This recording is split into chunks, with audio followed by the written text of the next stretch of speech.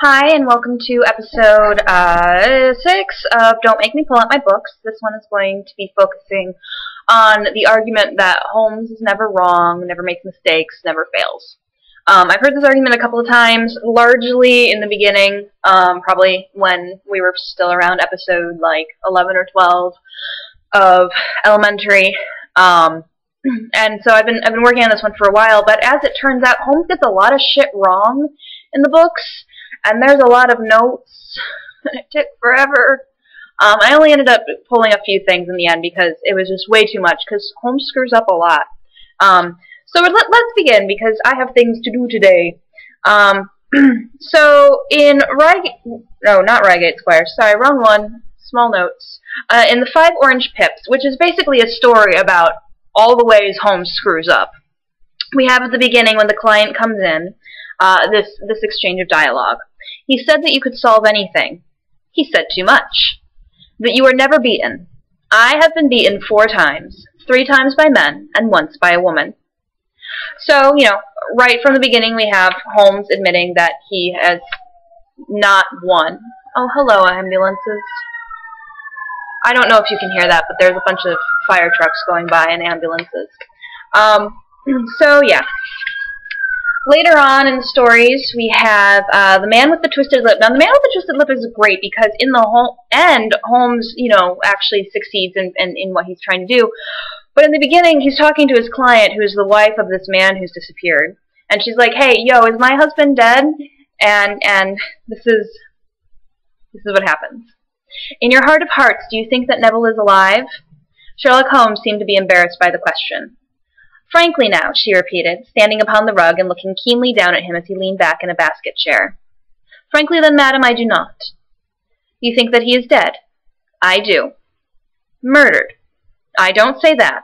Perhaps. And on what day did he meet his death? On Monday. Then perhaps, Mr. Holmes, you would be good enough to explain how it is that I have received a letter from him today. Sherlock Holmes sprang out of his chair as if he had been galvanized. What? He roared. Yes, today. She stood smiling, holding up a little slip of paper in the air. So Holmes tells his client, yeah, your husband's dead. And she's like, no, he's not. So not only is he wrong in that instance, he totally just tried to tell a woman that her husband's dead. A+ Holmes. And then, is this in the, sorry. Yeah, in the same story. What story? Did I say what story this is? I'm really scattered today. Yeah, Man with the Twisted Lip. Later in the same story, as they're going to go find the missing guy, Holmes says, It has been in some points a singular case, said Holmes, flicking the horse on into a gallop. I confess that I have been blind as a mole, but it is better to learn wisdom late than never to learn it at all. So, Holmes just says he's wrong. And this happens a lot in the stories. Holmes is frequently willing to point out he has made mistakes. He didn't come to conclusions as fast as he should have. Holmes makes a lot of mistakes, guys. This idea that he never is wrong is weird. It's really weird. Alright, so, in Abbey Grange. It's all right, Watson, said he. We have got our case, one of the most remarkable in our collection. But dear me, how slow-witted I have been, and how nearly I have committed the blunder of my lifetime. More often than not, it's Holmes who says that he's wrong. The narrative frequently doesn't point out he's wrong. Watson frequently does not point out that he's wrong. But in that, Watson edits it and has Holmes saying, yeah, screwed up. So, it's doubly supported here that Holmes says, I made mistakes. And Watson continues to record it, so we get double backing here.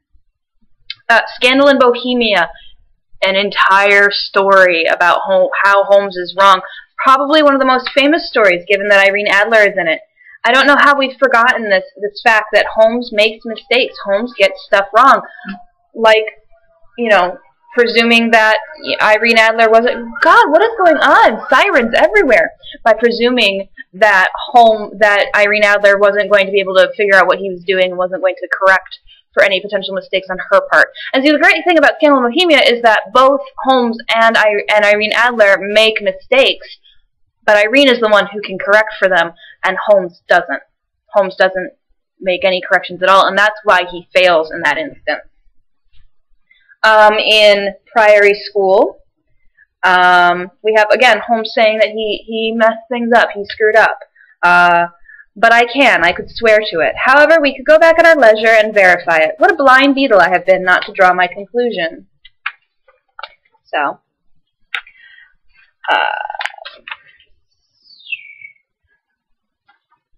what am I pointing at? I don't know what that is. I don't know where that note is coming from. I think that may have been an incorrect note. Oh wait, no, never mind. I'm stupid. I just can't read. Solitary cyclist. Many startling successes and a few unavoidable failures were the outcome of this long period of continuous work. So we don't get to see the failures, but Watson notes that they're there. Again, in Solitary Cyclist. "Too late, Watson, too late," cried Holmes as I ran panting to his side. "Fool that I was not to allow for that earlier train. It's abduction, Watson, abduction. Murder, heaven knows what. Block the road, stop the horse. That's right, now jump in and let us see if I can repair the consequences of my own blunder." Nearly gets a woman married to the odious Mr. Woodley because he doesn't foresee all of the things that could happen, all of the variables in the problem. Which is not to say that that's a bad thing. I mean, nobody can really see all of the variables in which things can go wrong. So it's not like Holmes is less of a good detective for it. But I think by presuming that Holmes is never wrong, that Holmes never makes mistakes, we're actually detracting from Holmes as a character. Because the ability to make mistakes and correct for them is just as important as not making mistakes at all. And he does manage to prevent the marriage and point out that it's illegal. So in this instance, even though he did not correct for any potential errors in Scandal of Bohemia, thus leading to his ultimate failure in that instance, he does correct for them in Solitary Cyclist and does manage to save the day, as it were. And then at the end of the story we have, Holmes rose and tossed the end of his cigarette into the grate. "I have been very obtuse, Watson," said he, "when in your report you said that you had seen the cyclist, as you thought, arrange his necktie in the shrubbery. That alone should have told me all." Now I've used this quote before in my video about Watson as a detective, but again, I want to point out here's an instance where Watson had presented all of the information that Holmes really needed, and Holmes failed to understand the relevance of it. And again, he manages to correct, which is awesome. That's great. It doesn't make Holmes less of a character or a detective. It just means that there are mistakes in the narratives. Norwood Builder is a fun one. Norwood Builder is a fun one because technically Holmes is on the right track the entire time, and it's Lestrade who's on the wrong track. However, we don't see that. We actually spend most of the story thinking that Holmes is wrong because Holmes doesn't even know why Lestrade is wrong. He just knows he's wrong. This is an instance of Holmes working up gut instinct rather than inspired genius or whatever you want to call it. And we have this in the story. "So, my dear Watson, there's my report of a failure. And yet, he clenched his thin hands in a paroxysm of conviction. I know it's all wrong. I can feel it in my bones." So, Holmes admits to failure here. It hasn't completely failed because he knows something is wrong. He just can't prove it. He has no evidence. So, moving on.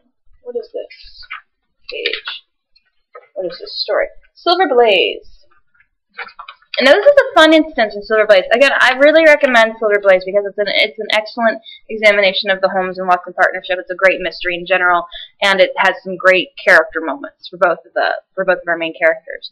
And we have this in the dialogue.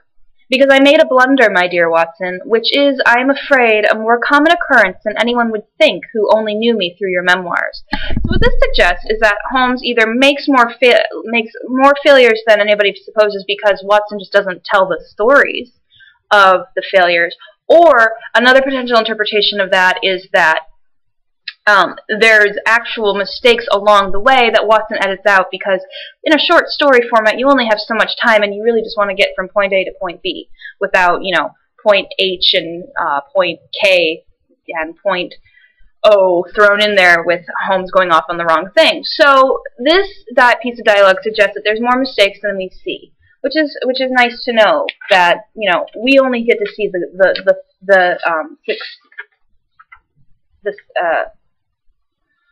I'm tired. The good stuff, the wins.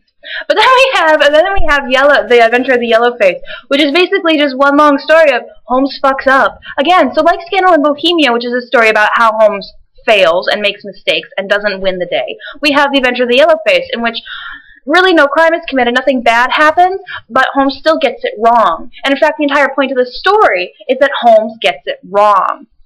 And this is what we start off with in the story. In publishing these short sketches based upon the numerous cases in which my companion's singular gifts have made us the listeners to, and eventually the actors in, some strange drama, it is only natural that I should dwell upon his successes rather than upon his failures. And this is not so much for the sake of his reputation, for indeed it was when he was at his wit's end that his energy and his versatility were most admirable, but because where he failed it happened too often that no one else succeeded, and that the tale was left forever without a conclusion. Now and again, however, it chanced that even when he erred, the truth was still discovered. I have noted some half-dozen cases of the kind. The Adventure of the Musgrave Ritual and that which I am about to recount are the two which present the strongest features of interest. So, as I was talking before, with Holmes's dialogue suggesting that perhaps we're not seeing all of the mistakes and the failures, here we have Watson himself writing, I haven't really talked a lot about the failures, not because, Holmes is awesome, but because there just wasn't much to tell in the end. I think there's another piece of information later on in another story that suggests that this is not the full story, that he just doesn't tell those failures because no one finds failures interesting. But there it is, right there in the story. And then the story goes on to be like, and then Holmes made one mistake after another, and the story ends. The way the story concludes is Holmes turning to Watson being like, yeah, I was an idiot. Sorry, not an idiot. I made lots of mistakes, and I jumped to conclusions without any proof. Next time I do that, punch me in the arm. I mean, he doesn't really say punch me in the arm, but, that's the general gist of it, is that, sucker punch me in the arm next time I start doing things like this, because it doesn't work out well for anyone. And then in the Bruce Partington Plans, which is another great story, and it really shows the height of Holmes's deductive powers because of the whole train twist. And it's really an awesome story in general. However, even in that story, Holmes makes mistakes. He's trying to trap one of the partners who's selling off government secrets, and the guy walks in, and it's not who Holmes was expecting, and this is what happens. Holmes gave a whistle of surprise. You can write me down as an ass this time, Watson, he said. This was not the bird that I was looking for. So, there we go. He knew that someone was going to come in. He thought it was probably one person. It turned out to be another because he didn't have all the facts. He makes mistakes. It happens. Holmes was wrong. What do we have here? Oh, Disappearance of Lady Frances Carfax is great. Is so great because this is one of the stories where Holmes sends Watson off to do the detective work, and when he comes back, well, in this case, when Holmes goes to meet him, he's like, "Oh my God, you screwed everything up. You screwed everything up." And then he proceeds to make mistakes of his own. So, like, this is a story of how both Holmes and Watson made lots of really bad errors. In this case, they had just gone to a funeral home because they thought that Lady Frances Carfax was there. They didn't find her. They broke in without a warrant. They got kicked off the premises. They nearly got arrested. They would have gotten arrested if the constable had not known, or the inspector, whichever one. Oh, the sergeant. If the sergeant had not known Holmes, he would have been arrested. So they go home and they go to sleep. And then Holmes bursts into Watson's room really early in the morning, and this is what happens. "What time was the funeral? 8, was it not?" he asked eagerly. "Well, it is 7:20 now. Good heavens, Watson, what has become of any brains that God has given me? Quick, man, quick, it's life or death. 100 chances on death and 1 on life. I'll never forgive myself, never, if we are too late." So, he realized very last minute about what was going on. And then later on we have, "Should you care to add the case to your annals, my dear Watson," said Holmes that evening, "it can only be as an example of that temporary eclipse to which even the best balanced mind may be exposed. Such slips are common to all mortals, and the greatest is he who can recognize and repair them." Oh my God, what have I been saying the entire time? That you can make mistakes as long as you correct for them. It's right there in the text! Yeah! Ah! I didn't even realize that when I was saying that, but that's awesome! So, alright, that was a little, I'm really working off very little sleep. Alright, what do we have here? Oh! Three Gables. Again, an instance where Holmes doesn't account for all the variables. Holmes whistled. The drama has come to a crisis, and quicker than I had expected. There is a great driving power at the back of this business, Watson, which does not surprise me after what I have heard. This Sutro, of course, is her lawyer. I made a mistake, I fear, in not asking to spend the night on guard. This fellow has clearly proved a broken reed. Well, there is nothing for it but another journey to Harrowweald. He makes a mistake. And it nearly cost him the case. Oh. Torbridge, still don't know how to pronounce it. We have this in the opening framing device. Somewhere in the vaults of the banks of Cox and Company at Charing Cross, there is a travel-worn and battered tin dispatch box with my name, John H. Watson, M.D., late Indian Army, pasted upon the lid. It is crammed with papers, nearly all of which are records of cases to illustrate the curious problems which Mr. Sherlock Holmes had at various times to examine. Some, and not the least interesting, were complete failures, and as such will hardly bear narrating, since no final explanation is forthcoming. So, more stories that are failures, because Holmes failed. Everybody fails. I don't know what story this is. Hold on. Oh, we're still in Thor Bridge. We're still in Thor Bridge. As we approached the scene of the crime, I could see that my friend, under all his habitual coolness, was in truth deeply agitated. Yes, he said in answer to my remark, you have seen me miss my mark before, Watson. I have an instinct for such things, and yet it has sometimes played me false. It seemed a certainty when at first it crossed my mind as in the cell in Winchester, but one drawback of an active mind is that one can always conceive alternative explanations which would make our scent a false one. And yet, well, Watson, we can but try. So, he's not entirely sure he's right here. And then later on, in the same story, Thor Bridge is a great story, but apparently, like all of the great stories, it has Holmes screwing up a lot.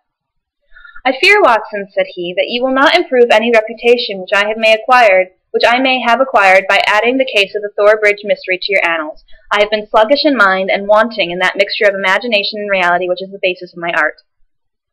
I confess that the chip in the stonework was a sufficient clue to suggest the true solution, and that I blame myself for not having attained it sooner.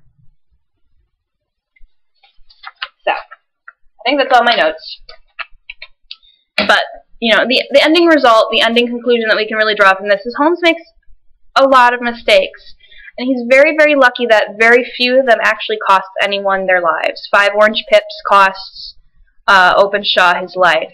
Mistakes that he makes in The Dancing Men by not acting sooner and just by letting things go costs his client his life. It's really great that it doesn't happen more often, but it does happen. Holmes makes mistakes, and what we should be focusing on with Holmes is not, you know, he's made mistakes and therefore he's not an awesome character, an awesome man, an awesome detective, but that he makes mistakes and he proceeds to correct for them in such a way that usually by the end of the story we have found the ultimate culprit, the villain, what have you, and we've solved the case. That's the mark of a truly great person, as Holmes himself says, that you can recover from whatever mistakes you make. And I think that's an important life lesson. I think that's something, you know, this idea of a superhuman who is perfect isn't really relatable. We can't really get behind that. Because, I mean, which one of us don't make mistakes? Which of us don't, like, make massive, glaring failures in our life? And that would be so boring to read about a perfect person who never makes mistakes. Holmes makes mistakes and fixes them, as can we. It's sad to me that we don't get to see more of the abject failures, but it's also a narrative choice. It would be boring. It would be boring to read the stories where, and in the end, Holmes had no idea what happened, and so we went home and we drank our tea and smoked our cigarettes and went to bed. Now that's a fun story for you. But it does say right in the narration that there are cases like that where Holmes completely fails. So, does Holmes make mistakes? The answer is very much a huge, resounding yes. I'm going to go do the things that I need to do now. I'm sorry that this was very scattered. Very, very scattered. Thank you so much for listening. I'm very sorry. Bye-bye.